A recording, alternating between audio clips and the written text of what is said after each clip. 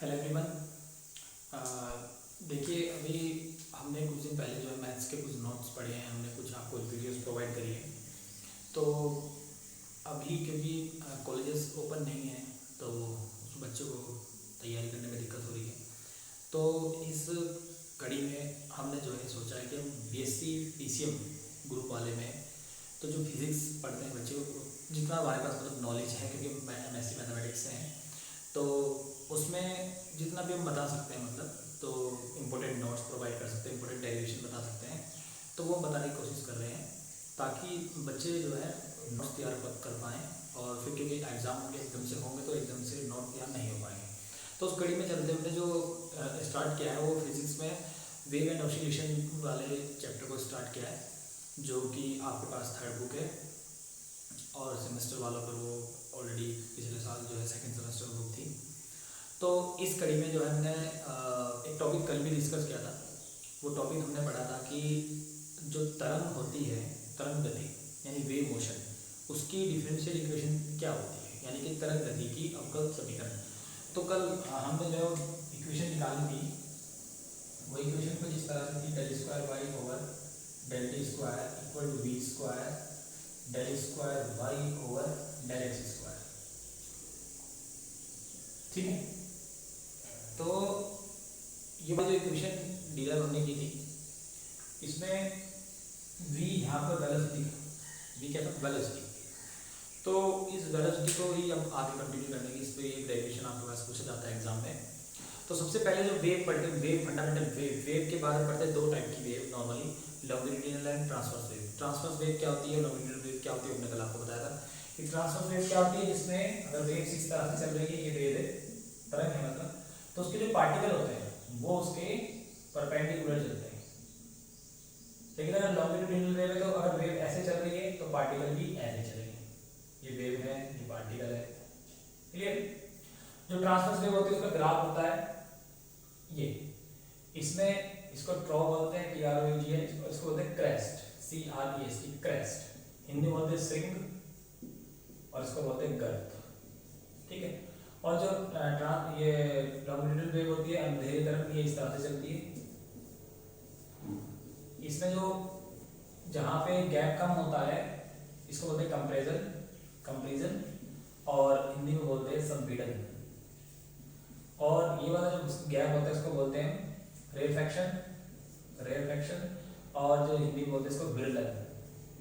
एक छोटा सा कॉन्सेप्ट है कि अगर हम दो कॉन्जिक्यूटिव को मतलब लगातार एक दूसरे के बाद तो कॉन्जिक्यूटिव ट्रॉ के बीच का डिस्टेंस देखें तो ट्रॉ के बीच का जो डिस्टेंस होता है वो लैम्डा होता है, यानी उस तरंग की तरंगदैर्घ्य होती है, उस तरंग की तरंगदैर्घ्य यानी वेवलेंथ होती है। सेम ऐसे अगर हम दो क्रैश के बीच का डिस्टेंस देखें, यानी नीचे से अगर क्रैश का ये क्रैश है, क्रैश दिया है, तो इनके बीच का डिस्टेंस भी क्या होगा, लैम्डा। और ऐसे ही अगर कंपैरिजन में देखें, एक कंपैरिजन ये दूसरा कंपैरिजन, तो इस कंपैरिजन के बीच का गैप भी क्या है, लैम्डा। और अगर हम ड्रॉ के रेयरफैक्शन के बीच का गैप देखें, ये रेयरफैक्शन ये है, तो इनके बीच का गैप भी क्या होता है, लैम्डा होता है। यानी कि लैम्डा को डिफाइन करने के बहुत सारे तरीके हैं। और एक तरंग की जो प्रॉपर्टी होती है, यानी वेव का जो एक बेसिक फंडामेंटल कैरेक्टरिस्टिक होती है वो होती है वेवलेंथ।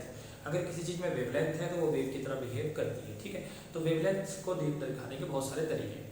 तो जैसे कि आप जानते हैं कि जो लॉन्गिट्यूडिनल वेव होती है, ट्रांसवर्स वेव होती है, आपने जो पढ़ी है, ट्रांसवर्स वेव अनुप्रस्थ तरंग को आप एक रस्सी यानी कि एक स्ट्रिंग है जो बहुत टाइट है, उसमें भी आप उसको मतलब कि उत्पन्न कर सकते हैं। तो आज उसी डेरिवेशन को लेके आए हैं यहाँ पे, थोड़ा कोशिश करेंगे समझाने की आपको। तो डेरिवेशन है, deduce the formula of speed of transverse wave. Transverse मतलब अनुप्रस्थ तरंग, इन स्ट्रेच स्ट्रिंग, एक तनी हुई डोरी है, उसमें अनुप्रस्थ तरंग की चाल के लिए सूत्र यानी फॉर्मूला हमको डिराइव करना है। ठीक है, तो देखिए छोटा सा बेसिक कॉन्सेप्ट जो हम यहाँ पे देखते हैं, प्रूफ देखिए इस फॉर्मूले का।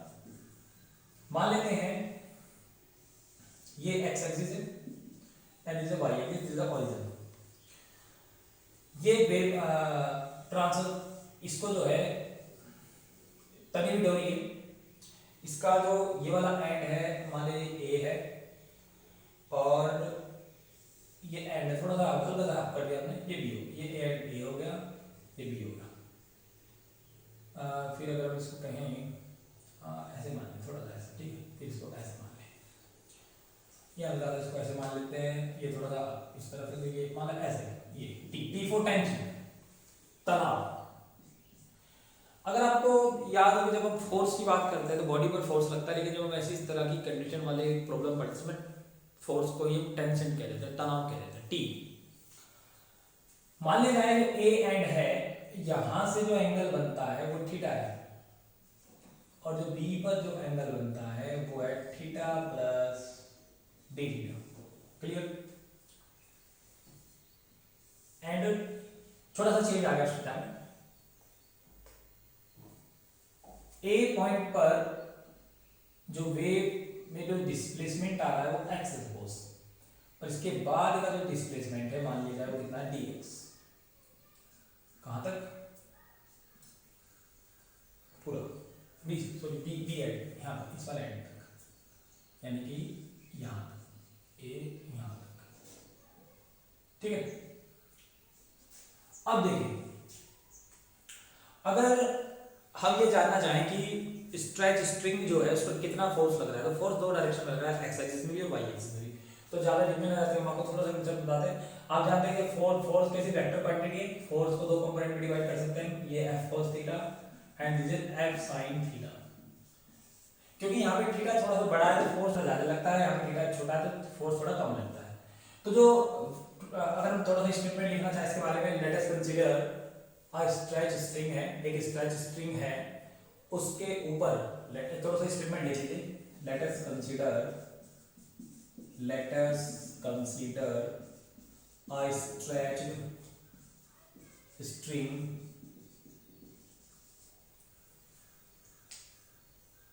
AB, दो टू विद टू एंड्स, उसके दो सीने हैं, जैसे two ends, E and DS ends, A and B, it make angle theta and theta plus d theta on A and B, A और B पर ये दो एंगल बना रहे हैं। इतना हो गया। एंड जो अगर इसका पर यूनिट मास में, प्रत्येक यूनिट में कितना मास है वो m है मान लो। I think it is sufficient too, because all the unit are show in the figure. आप थोड़ा सा t के बारे में देखिए, and t is the tension, and t is tension exerted on a string, यानी T जो है टेंशन जो है उस पर लग रहा है स्ट्रिंग के ऊपर, यानी तनी भी डोरी के ऊपर। अब फोर्स निकालना है हमको, कौन सी डायरेक्शन में? एक्स। तो नेट फोर्स यानी कुल बल इन एक्स डायरेक्शन, एक्स में कितना बल लगेगा। तो देखिए आपको पता है कॉन्सेप्ट ये, देखिए F का कंपोनेंट की बात करें तो यहाँ पे X डायरेक्शन में कौन सा कंपोनेंट ले जाएगा? हॉरिजॉन्टल कॉस वाला। लेकिन यहाँ पर देखा, यहाँ पे जो एंगल है वो कितना है? Theta plus tan theta. तो यहाँ पे फोर्स कितना होगा? F के साथ मतलब क्या होगा? cos theta plus tan theta, theta plus d theta, और यहाँ पे क्या होगा? cos theta only. लेकिन क्योंकि हम यहाँ पे फोर्स को t से डिनोट करें, किससे डिनोट करें? t से, क्योंकि t फॉर टेंशन, तो इसको इस तरह से लिख सकते हैं, t cos theta plus d theta and minus t cos theta. Clear? क्योंकि theta plus t theta is very small, ये बहुत छोटा एंगल है, क्योंकि सारा डिस्प्लेसमेंट जो होता है वो y एक्सिस के अलावा, इस तरफ डिस्प्लेसमेंट नहीं होता, तो टोटल जो नेट फोर्स इसमें कुछ आता है वो y की तरफ आता है, x की तरफ कुछ आता ही नहीं। देखिए कैसे, तो ये बहुत स्मॉल है। तो जब आपको पता है जब बहुत छोटे एंगल होते हैं तो हम उसमें ट्रिग्नोमेट्रिक फंक्शन को छोड़ देते हैं। सॉरी हाँ सॉरी यहाँ पे इस तरह से लिखेंगे, only that d theta is very small, d theta is very small. तो वेरी स्मॉल होने के कारण हम इसको कह सकते हैं कि d थीटा इक्वल टू 0, बहुत छोटा सा एंगल ज्यादा है, मतलब ज्यादा भी नहीं मतलब। तो यहाँ से क्या कॉन्सेप्ट निकल कर आएगा, तो ये हमारे पास कुछ इस तरह का कॉन्सेप्ट आ जाता है, तो ये वैल्यू 0, तो x डायरेक्शन में कोई भी फोर्स नहीं लगता। ठीक, अब इसी में हम y एक्सिस की डायरेक्शन लेते ऊपर। तो अगर हम ऊपर को चले, net force in y direction यानी कुल बल y दिशा में कुल बल, तो वो होगा Fy is equal to T sine theta plus d theta and minus T of sine theta, क्योंकि ऊपर जाने में टी साइन थीटा, क्योंकि ऐसा है यहाँ पे जीरो नहीं होगा, सिर्फ थोड़ा सा आपको तो प्रैक्टिस करेंगे तो आ जाएगा। तो यहाँ पे होता क्या है, एंगल बहुत छोटे होते हैं दोनों, थीटा भी and theta plus del theta भी, therefore theta plus del theta बहुत छोटा है, थीटा भी बहुत छोटा है, तो इसको क्या लिख सकते हैं, साइन थीटा बराबर थीटा, क्योंकि जब बहुत छोटा एंगल होता है तो थीटा छूट जाते हैं, सो ट्रिग्नोमेट्रिक फंक्शन छूट जाता है साथ में, तो ये आ जाएगा हमारे पास थीटा प्लस डी थीटा। ये कॉन्सेप्ट होता है, जब छोटे एंगल होते हैं तो छूट जाते हैं। तो यहाँ से जो वैल्यू आएगी निकल के आएगी T plus d theta minus T sine theta, sorry T theta only, जब टी से मल्टीप्लाई करेंगे आ जाएगा T theta plus T d theta and minus T theta, T plus T theta cancel, then this implies T del theta. और क्योंकि हम Y direction में चल रहे हैं तो याद देखते रहिए इसको थोड़ा सा। इसके बाद देखिए F of y is equal to T d theta. देखिए थीटा यहाँ पर छोटा एंगल है, वो तो मैं छोड़ दिया है क्योंकि साइन वाले फंक्शन। अगर आप जानते हो जब थीटा बहुत छोटा होता है तो हम क्या कर सकते हैं, थीटा में से साइन को छोड़ सकते हैं, थीटा लिख सकते हैं। अगर मैं कहूँ इसकी जगह tan थीटा होता तो जब भी tan थीटा छूट जाता ओनली थीटा आ जाता। तो हमें जरूरत है tan थीटा की, हमें जरूरत है tan थीटा की, क्योंकि tan थीटा को dy/dx में कन्वर्ट किया जा सकता है। तो हमने इसलिए जब थीटा को छोड़ा, ट्रिग्नोमेट्री फंक्शन को छोड़ा भी जा सकता है तो लिया भी तो जा सकता है, तो इस थीटा की जगह हम क्या लिख सकते हैं, tan थीटा, क्योंकि अगर फिर मैं वही बात कहूंगी बहुत छोटा एंगल है फिर हम इसको छोड़ सकते हैं। क्लियर? तो अगर आपको याद हो, आपने 12th क्लास में 11th क्लास में पढ़ा जब स्लोप निकालते जब स्लोप m, या यहां से भी आप समझ सकते हैं इसका कॉन्सेप्ट, या वैसे भी समझ लीजिए आप। तो स्लोप होता था आपका m इक्वल टू dy/dx भी तो होता था उसका डेरिवेटिव, और m बराबर tan थीटा भी होता है बेटा, ध्यान रखना m बराबर tan थीटा भी होता है, यानी कि tan थीटा की वैल्यू क्या होती है dy/dx। तो इसको हम कुछ इस तरह से लिख सकते हैं dy/dx, क्योंकि हमें इसको स्क्वायर में कन्वर्ट करना है तो हम इसको ऐसे भी लिख सकते हैं dy/dx into dx, dx से dx का मल्टीप्लाई कर दिया हमने बेटा, तो जो मल्टीप्लाई किया भी आ जाएगा d²y/dx² into dx fy। ये हमारा जो है y डायरेक्शन में फोर्स आ गया, कितना फोर्स लगा, ठीक है। अब इसको देखिए, न्यूटन सेकंड लॉ क्या कहता है, न्यूटन सेकंड लॉ कि लगने वाला जो टोटल नेट फोर्स होता है, टोटल फोर्स तो यही होगा क्योंकि एक्स में तो कुछ है ही नहीं। तो न्यूटन सेकंड लॉ क्या कहता है कि टोटल नेट फोर्स जो होता है वो नेट फोर्स की जो वैल्यू होती है मोमेंटम चेंज के इक्वल होते हैं, वो भी आप जानते हैं, लेकिन डायरेक्ट फॉर्मूला क्या है अगर आपको जानते हैं, हम थोड़ा यहाँ से समझाने के लिए F equal to m, clear, F equal to m, F की वैल्यू तो बेटा याद है, इसको तो लिख लो d²y/dx² into dx।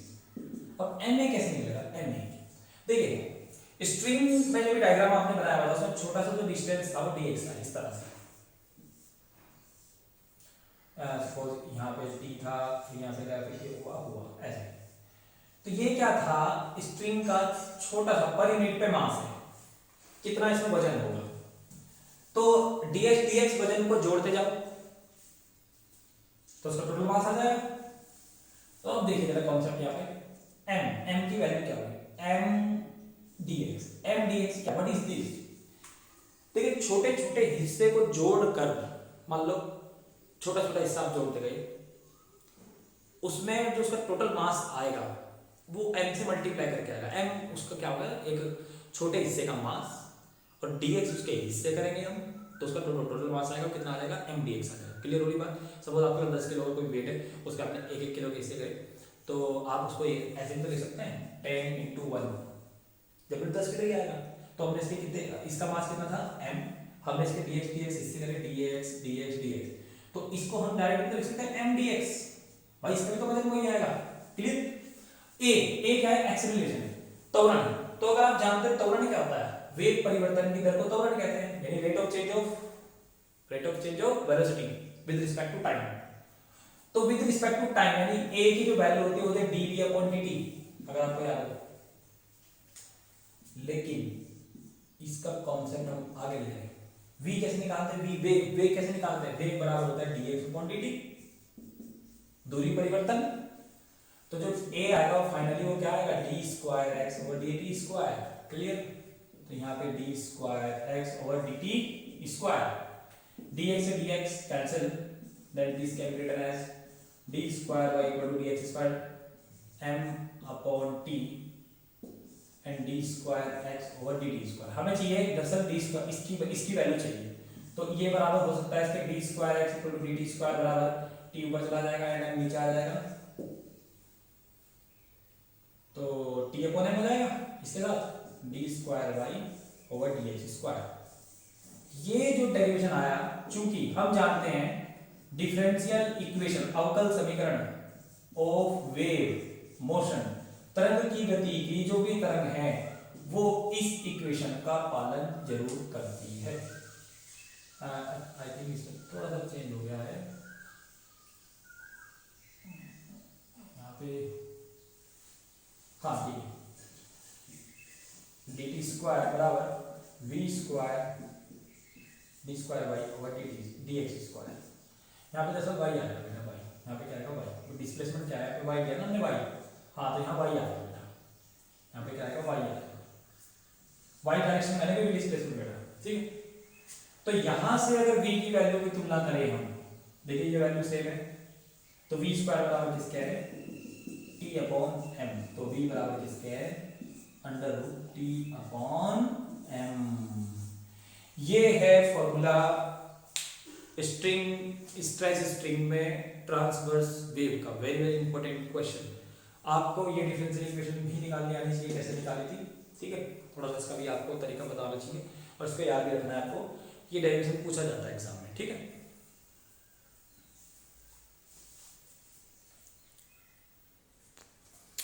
हाँ, तो इस डेरिवेशन के बाद ये दो तीन डेफिनेशन बहुत इंपॉर्टेंट है जो आपके सिलेबस में भी आपको थोड़ा देखना है। डेफिनेशन को देखिए, सबसे पहले है फेज वेलोसिटी। फेज वेलोसिटी को वेव वेलोसिटी भी कहते हैं, है ना, मोनोक्रोमिक वेव, मोनोक्रोमिक यानी कि एक ही वेवलेंथ के साथ wave travel through a medium, जब किसी मीडियम से गुजरती है, इट्स वेलोसिटी ऑफ एडवांसमेंट जो इसकी वेलोसिटी का होता है, एडवांसमेंट ऑफ इस वेलोसिटी इन द मीडियम, इसके मीडियम में एडवांसमेंट यानी कि सबसे वैल्यू आप बोल सकते हैं ज़्यादा, advancement in the medium is called phase velocity.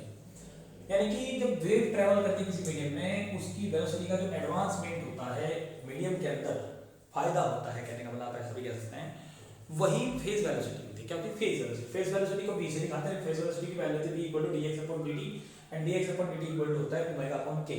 ये फॉर्मूला कैसे आया, इसको भी डिराइव करना है। अगर फिर इसके बाद आता है ग्रुप वेलोसिटी। ग्रुप वेलोसिटी क्या होता है कि जब बहुत सारी जो वेव्स होती हैं एक ही डायरेक्शन में चलती है, तो उनकी जो फेज वेलोसिटी होती है ये वाली, ये सबकी डिफरेंट होती है। तो सबकी डिफरेंट वेलोसिटी होने के कारण ये सारी मिलकर एक ग्रुप बना लेती है। ग्रुप बनाने के बाद क्या करते हैं, ये एनर्जी को ट्रांसमिट करती है। तो जब ये एनर्जी को ट्रांसमिट करने वाला एक स्थान से दूसरे स्थान पर ले जाते हैं, एनर्जी जब ट्रांसमिट होती है तो उस टाइम पर जो वेव वेलोसिटीज लेता है ग्रुप, उसका पूरा ग्रुप जितने भी वेव्स उसके अंदर है, वही कहलाती है आपकी ग्रुप वेलोसिटी। ग्रुप वेलोसिटी को डिनोट करते हैं vc से। इसकी स्टैंडर्ड डेफिनेशन मैंने यहाँ पे लिखी है, आप इसको थोड़ा सा पढ़ सकते हैं। The group velocity is the velocity with which the energy in the group is transmitted, it is denoted by vc equal to d omega upon dk। What is omega and k? Omega equal to होता है, अगर आपने पढ़ा हो, 2 pi n, और 2 pi n को f भी लिखते हैं, पे 2 पाई बाई t भी होता है, आपको दो फॉर्मूला है। क्या होता है, प्रोपेगेशन कांस्टेंट, संचरण नियतांक। इसकी जो वैल्यू होती है k, एक्चुअली ये होता है k इक्वल टू, k को 2 पाई बाई लैम्डा सर, हाँ, k equal to 2 pi by lambda i, ठीक है। अभी देखेंगे इस पे कंफर्म। तो ये दो वैल्यू आपको ध्यान रखनी, ठीक है। अब हम जो है सबसे पहले फेज वेलोसिटी और ग्रुप फेज वेलोसिटी का फॉर्मूला डिराइव करते हैं, ओमेगा अपॉन के कैसा है, ठीक है। तो डेरिवेशन है deduce the formula for phase velocity, ठीक है, यानी कि फेज वेलोसिटी जिसको हम हिंदी में अगर बोले इसको हम बोलेंगे हिंदी में कला वेग, इसको बोलेंगे कला वेग और इसको बोलेंगे समूह वेग, समूह का वेग, ठीक, समूह वेग और कला वेग।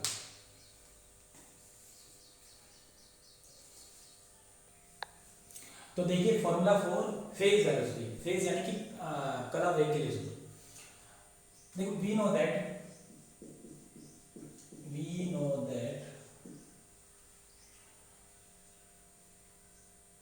when a wave या हार्मोनिक ऑसिलेटर भी बोलते हैं ना, वेव प्रोपेगेट यानी चलती है, propagate in plus x direction, अगर वो प्लस एक्स डायरेक्शन में चलती है तो जो उसकी इक्वेशन होती है वो होती है y is equal to a sin omega t. आपने छोटी क्लास में पढ़ा, मैं वहां से कॉन्सेप्ट को जोड़ना चाह रहा हूँ यहाँ से ना, आपने इसको पढ़ा है y बराबर a sin ओमेगा टी, सरल आवर्त गति का समीकरण भी इसी को बोलते हैं ऐसे चलता। लेकिन अगर फेज इसमें आ जाए कला तो अगर प्लस एक्स डायरेक्शन में तो माइनस फाइव होता है और अगर नेगेटिव एक्स में है तो ये प्लस फाइव होता है, लेकिन हम बात करें प्लस फाइव। और यहीं पर ये जो फॉर्मूला है थोड़ा सा एक्सटेंड होके इस तरह से भी लिखा जाता है omega t minus k x. तो हम डायरेक्ट बात इस फॉर्मूले पर करेंगे, ठीक है, डायरेक्ट बात किस पर करेंगे, y equal to a sin omega t minus k x, ये डेरिवेशन होता है, ठीक है। इसमें जो ये वैल्यू होती है पूरी omega t minus k x, ये कहलाती है फेज, ये क्या कहलाती है इसकी फेज यानी कला। और जो फाई होता है वो फाई, इसको बोलते हैं फेज डिफरेंस, कलांतर, क्या बोलते हैं कलांतर यानी फेज डिफरेंस। अब देखिए वैल्यू जो होती है कला होती है और ये वैल्यू जो होती है omega t minus k x always क्या रहेगी कांस्टेंट, क्योंकि एंगल की बात है omega t minus k x, ये साइन का क्या है एंगल कांस्टेंट हो जाता है इसका। अब हमें चाहिए फेज वेलोसिटी, फेज वेलोसिटी में आता है dx अपॉन dt, तो इस इक्वेशन को t के साथ क्या कर दो differentiate with respect to t के साथ डिफरेंशिएट करो, ओमेगा ऐसे आ जाएगा t का differentiation and minus k dx upon dt। ये कांस्टेंट है, कांस्टेंट का डेरिवेटिव 0, dt से dt कैंसिल हो गया 1, omega minus k dx upon dt equal to 0, then this implies dx upon dt, ये माइनस का जाएगा प्लस होगा मल्टीप्लाई से डिवाइड ओमेगा अपॉन k। और अगर आप ओमेगा की वैल्यू लगा दें, ओमेगा की वैल्यू मैंने कितनी बताई है 2 पाई n और k की वैल्यू कितनी होती है 2 पाई अपॉन लैम्डा। तो अगर आप ये दोनों वैल्यू लगा दें इसमें बन जाएगा फॉर्मूला के हिसाब से 2 pi n upon 2 pi lambda, lambda को ऊपर जाएगा तो इससे value cancel, this implies equal to n lambda. और आप जानते हैं यही फॉर्मूला होता है वेव की वेलोसिटी का dx अपॉन dt का, ठीक है। तो ये भी पूछ सकता है, ये भी पूछ सकता है, क्लियर।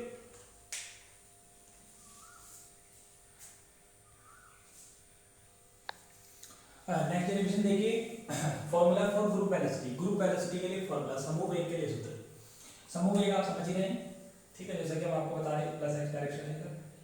देखिए तो मान लेते हैं दो वेव की बात करें, दो वेव चल रही है बेटा इसमें सेम डायरेक्शन में, ठीक है, लेकिन दोनों का डिस्प्लेसमेंट अलग अलग है।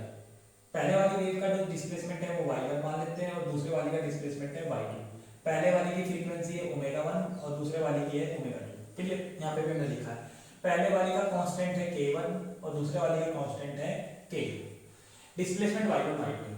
जब दोनों वेव एक ही डायरेक्शन में चलेंगे तो सुपरपोजिशन आपने सुना होगा तरंग का अध्यारोपण जिसको कहते हैं, अध्यारोपण यानी सुपरपोजिशन। जब दोनों वेव आपस में मिलती हैं तो उनसे एक नई वेव उत्पन्न होती है, जिसको हम प्रोग्रेसिव वेव या प्रगामी तरंग भी कहते हैं। और वो वेव का जो एम्पलीट्यूड होता है आयाम, वो दोनों वेव के टोटल के बराबर होता है, ठीक है। अगर इस वाली वेव का जो एम्पलीट्यूड है y1 है, इसका y2, तो जो नई बनेगी वेव उसका जो टोटल वेव y कितना होगा, ये कितना होगा y1 प्लस y2। ऐसे लाइक का समझाने की इसका कोई जरूरत नहीं है। देखिए अभी आपको बताएंगे ग्रुप वेलोसिटी का फॉर्मूला क्या होता है, d ओमेगा अपॉन dk, ये निकालना है। तो देखते हैं कैसे निकलता है ओमेगा अपॉन dk। मतलब कि हमें ग्रुप वेलोसिटी जब निकालनी होती है तो क्या करते हैं, ऊपर ओमेगा वाली फ्रीक्वेंसी लिखते हैं, वैल्यू जो भी आती है ओमेगा की, एंड अपॉन में लिखते हैं k की वैल्यू कांस्टेंट की। दोनों वैल्यू का जो डिवीजन होता है वही क्या होता है ग्रुप वेलोसिटी। मान लेते हैं पहली वेव के लिए हमने स्टेटमेंट का latest consider two waves travelling in plus x direction में जा रही है प्लस में with different angular velocity frequency. Angular frequency का मतलब कोणीय वेग, कोणीय आवर्ती omega 1 omega 2 and propagation constant संचरण नियतांक k1 एंड k2। डिस्प्लेसमेंट तो आपको बताया y1 एंड y2। नाउ अभी जो मैंने आपको बताया था y बराबर क्या होता है a sin omega t minus kx। यहाँ पे सबका ओमेगा अलग है, ओमेगा 1 केवल x से, ठीक। इसके बाद y2 क्या होगा a sin omega 2t minus k2x, clear. By superposition, superposition का मतलब है अध्यारोपण।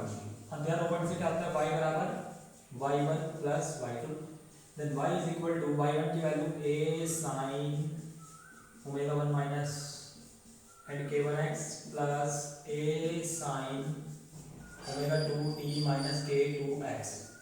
तो ये फॉर्मूला यहाँ से a कॉमन आ रहा है, a कॉमन आते ही बन जाएगा sin omega 1t minus k1x and plus sin omega 2t minus k2x, ये t है, ठीक है। अब देखिए ये अगर आपको ध्यान दो, ये एक ट्रिग्नोमेट्रिक फॉर्मूला बन गया sin x plus sin y, इसको रख करते हैं sin x plus sin y। तो sin x plus sin y का जो फॉर्मूला होगा वो क्या, देखिए sin x plus sin y, तो फॉर्मूला देख ले 2 sin a plus b upon 2, this plus this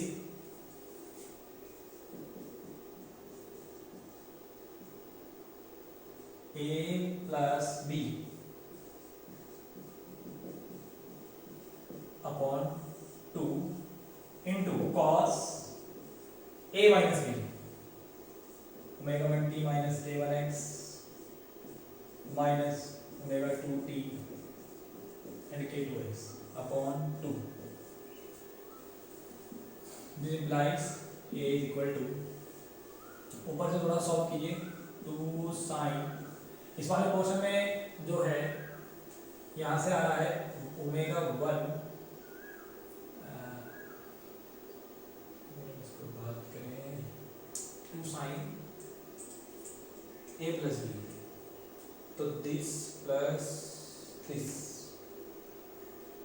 तो अगर इसको प्लस करते हैं ठीक है, तो ये ओमेगा 1 ओमेगा 2 में से t कांस्टेंट है तो t कॉमन आ गया एंड k1 k2 में से माइनस के साथ कौन कॉमन आएगा x and upon 2, clear. Into cos वाले में क्या होगा ओमेगा 1t, इधर माइनस का है तो ये होगा omega 1 minus omega 2 into T, और k में भी सेम ऐसे होगा, माइनस माइनस हो जाएगा प्लस, तो जब आप माइनस का x कॉमन लेंगे बाहर तो यहाँ बचेगा k1 माइनस k2x। अब देखिए ये भी एक नई इक्वेशन बन रही है, सो ये y है, ये a इंटू में है, a इंटू है, y बन रहा है क्वेश्चन। तो इसको हम ऐसे लिख सकते हैं 2a cos omega 1 minus omega 2 plus minus k1 minus k2, आप सोच रहे होंगे कि ये cos वाला पहले क्यों लिखा, अभी बताएंगे, into sine omega 1 omega 2 and minus k1 plus k2 divide by 2, ठीक है। अब अगर हम देखें ये इक्वेशन सेम ऐसे बन गई शुरू वाली, y बराबर a sin, तो जो साइन के साथ वैल्यू होती है वो क्या होता है एम्पलीट्यूड। मान लेते हैं ये पूरी वैल्यू एक नया आयाम है, जो दोनों वे बनी ना उसका आयाम है a, और साथ में क्या बना a sin omega 1 plus omega 2 t and minus k1 plus k2x divide by 2, clear. तो यहां से हमारे पास ये जो इक्वेशन आई इसमें a की वैल्यू कितनी है, यही तो वो आयाम है जो दोनों वेव का मिलकर बना है, आयाम यानी एम्पलीट्यूड a बराबर है 2a cos omega 1 minus omega 2, इसको मैं अलग अलग कर रहा हूँ, 2 को नीचे, इसको पूरे ब्रैकेट में रखेंगे, ऐसे रखना है, देखिए जरा